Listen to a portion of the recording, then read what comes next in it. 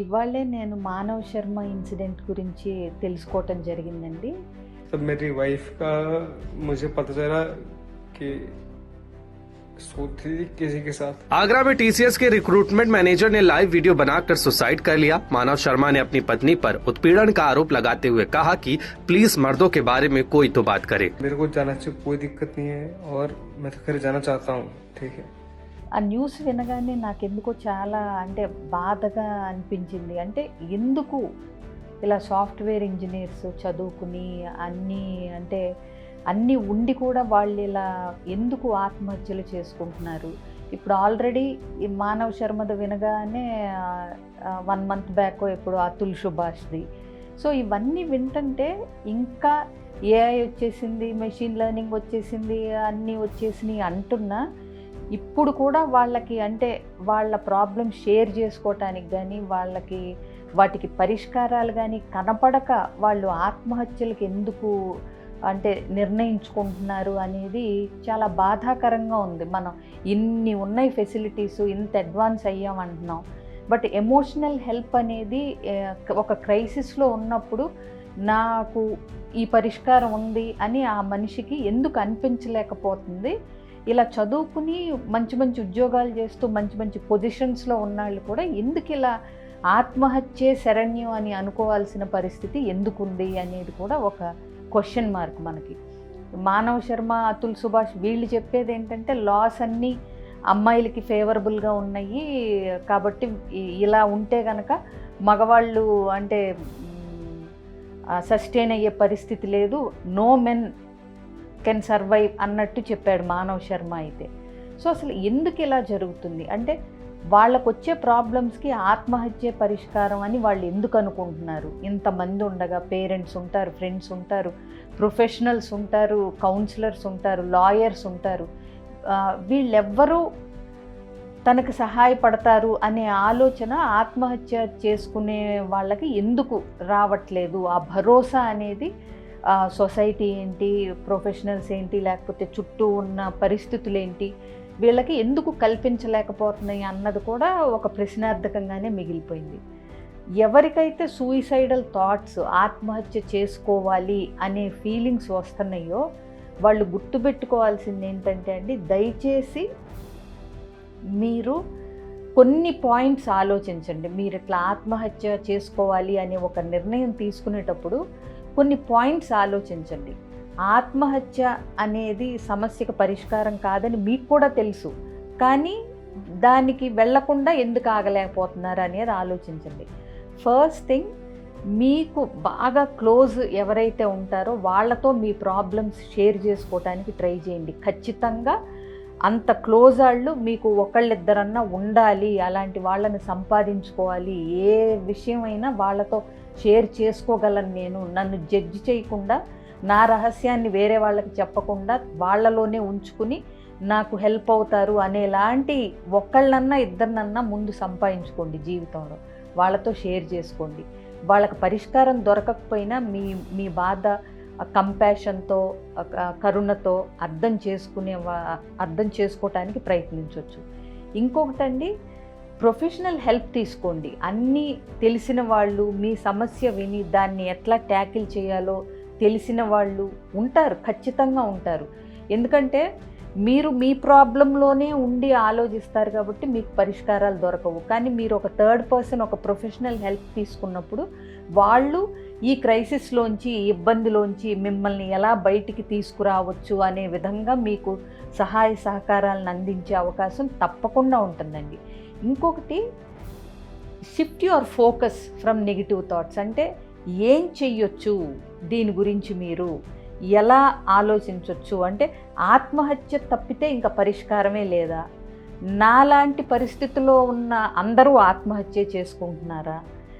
అలాగే ఆ థాట్స్ వచ్చినప్పుడు ఎలా నేను షిఫ్ట్ చేసుకుని పాజిటివ్గా ఆలోచించాలి? డీప్ బ్రెత్స్, 5, 4, 3, 2, 1 ఇలాంటి గ్రౌండింగ్ టెక్నిక్స్. 5 వస్తువులను చూడండి, 4 వస్తువుల శబ్దాలు వినండి, 3 విషయాల్ని 3 రంగులు అబ్జర్వ్ చేయండి. ఇట్లా మీ సెన్సెస్తో ఏదన్నా రెండిటి స్మెల్ చూడండి, ఒకదాన్ని టేస్ట్ చేయండి, టచ్ చేయండి. సో ఇట్లా ఇది చేయటం వల్ల ఏమవుతుందంటే మీ ఫోకస్ కంప్లీట్ నెగిటివ్ థాట్స్ నుంచి కొద్దిగా షిఫ్ట్ అయ్యే అవకాశం ఉంటుంది. అట్లాగే ఒక సేఫ్టీ ప్లాన్ని తయారు చేసుకోండి. అంటే నేను ఆత్మహత్య నుంచి ఎలా బయటపడాలి అంటే మీకు థాట్స్ వస్తున్నాయి, ఇప్పుడు రాగానే ఇప్పుడు ఆత్మహత్య చేసుకోరు కదా ఎవ్వరూను. దానికి ఒక మామూలుగా ఎలా చేసుకోవాలి ఏంటి అనే దాని గురించి వాళ్ళు చాలా ప్రిపేర్ అవుతారు. ఆ ప్రిపరేషన్ ఏదో బ్రతికుంటానికి ఎలా చేసుకోవాలి, ఎలా బ్రతికుండాలి, మనం ఈ సమస్య నుంచి మనం ఎలా బయటపడాలి అంటానికి ప్లాన్ చేసుకోండి. ఎలా చనిపోవాలి, ఫ్యాన్ కురేసుకోవాలా, లేకపోతే ఇంకొకటి నిద్ర మాత్రలు మింగాలా, ఇలాంటివి కాకుండా నేను ఎవరితో షేర్ చేసుకోగలను, ఎవరు నాకు హెల్ప్ చేయగలరు, ఇట్లా ఒక ప్లాన్. ఏ యాక్టివిటీస్ నన్ను ఈ థాట్స్ నుంచి బయటపడేస్తాయి, ఇలాంటివి ప్లాన్ చేసుకోగలరేమో ఆలోచించండి. అట్లాగే ఒక్కళ్ళు ఉండటం మానేయండి, అవాయిడ్ ఐసోలేషన్. ఇట్లాంటి ఆలోచనలు మీకు వస్తున్నప్పుడు మీరు ఎప్పుడూ కూడా కొంచెం ఆ ఫ్లోలో నుంచి, ఆ డిప్రెస్డ్ ఫీలింగ్స్, ఆత్మహత్య ఫీలింగ్స్ ఇట్లా ఉన్నప్పుడు ఒంటరిగా ఉండటానికి మీరు అవకాశం ఇచ్చుకోకండి. ఎప్పుడూ చుట్టూ మీకు నచ్చిన వ్యక్తులతో, పాజిటివ్ వ్యక్తులతో, మీ మూడ్ని మంచి విధంగా ఎన్హాన్స్ చేసే వ్యక్తులతో ఉండటానికి ట్రై చేయండి. అట్లాగే గుర్తుపెట్టుకోండి, ఆత్మహత్య చేసుకోవాలనుకున్న వాళ్ళందరూ దయచేసి గుర్తుపెట్టుకోండి, సమస్యలు ఎల్లకాలము ఉండవండి. This is a temporary feeling, it's a permanent solution for a temporary problem అనుకుంటున్నారు మీరు ఆత్మహత్యని. కాదండి, మీరు దయచేసి ఈ ఫీలింగ్స్ టెంపరరీ, ఈ కష్టం టెంపరరీ, ఇది నేను ఏదో ఒక విధంగా సాల్వ్ చేసుకుని ఇందులోంచి బయటికి రావచ్చు అనేది చూడండి. దిస్ టూ షెల్ పాస్ అని రాసుకోమంటాం. అంటే ఇవాళ కష్టమైన సుఖమైన ఎల్లకాలం ఉండదు మనకి. కాబట్టి ఈ కష్టాన్ని మనం దాటొచ్చు, ఈ కష్టానికి ఒక పరిష్కారం ఖచ్చితంగా ఉంటుంది. ఒక సమస్య ఉంది అంటే ఒక పరిష్కారం ఉంటుంది. ఇప్పుడు మీకు వచ్చిన సమస్య లాంటి సేమ్ సమస్య ఇంకొక వ్యక్తికి వస్తే వాళ్ళు ఆత్మహత్య చేసుకుంటున్నారా, లేకపోతే దాన్ని ఎలా అధిగమించాలి, ఎలా పరిష్కరించాలి అని చూసుకుంటున్నారా? ఇవన్నీ చేస్తూ మీరు ప్లీజ్ సీక్ హెల్ప్ అండి. ఎవరో ఒకళ్ళ హెల్ప్ అడగండి. మీరు అన్నీ నేనే చక్కబెట్టేసుకోవాలి అనుకోవద్దు. ఇంకొకటండి, పేరెంట్స్ పరువు పోతుందనో, సమాజం ఏదన్నా అనుకుంటుందనో, నాకు ఇలాంటి ప్రాబ్లమ్ అంటే నా ప్రాబ్లం లాంటి ప్రాబ్లం బయటికి తెలిస్తే మా ఫ్యామిలీని అంతా చులకనగా చూస్తారు, మా పేరెంట్స్ పరువు పోతుంది, లేకపోతే మాకు అవమానాలు జరుగుతాయి, ఇలాంటివన్నిటికంటే అండి మీరు ఆత్మహత్య చేసుకుంటే కూడా మీకేదో గొప్ప పేరు వస్తుంది, తర్వాత సానుభూతి వస్తుంది అనేదైతే ఎవ్వరూ అనుకోకండి. ఆ జనాలు ఎవరైతే ఏదో నలుగురు అనుకుంటారని మీరు ఆత్మహత్య చేసుకుంటున్నారో, ఇప్పుడు కూడా వాళ్ళు ఏమనుకుంటారంటే ఇతను పిరికివాడెళ్ళే హ్యాండిల్ చేయలేక చనిపోయాడు, ఆ సమర్థవంతంగా ఆ సమస్యని డీల్ చేయలేక అనవసరంగా చనిపోయాడు, ఇలా జాలి అయితే వస్తుంది. కానీ మీరు కరెక్ట్ డెసిషన్ తీసుకున్నారైతే అని అయితే ఎవ్వరూ అనరండి. ఇంకొకటి, మీరు ఇలా మిమ్మల్ని కష్టపడి మీ తల్లిదండ్రులు పెంచి పెద్ద చేసి అన్ని మీరు సెటిల్ అయ్యారు అని ఆనందపడే లోపల మీరు వాళ్ళకి ఎంత తీవ్రమైన విషాదాన్ని మిగులుస్తున్నారో మీకు తెలియదు.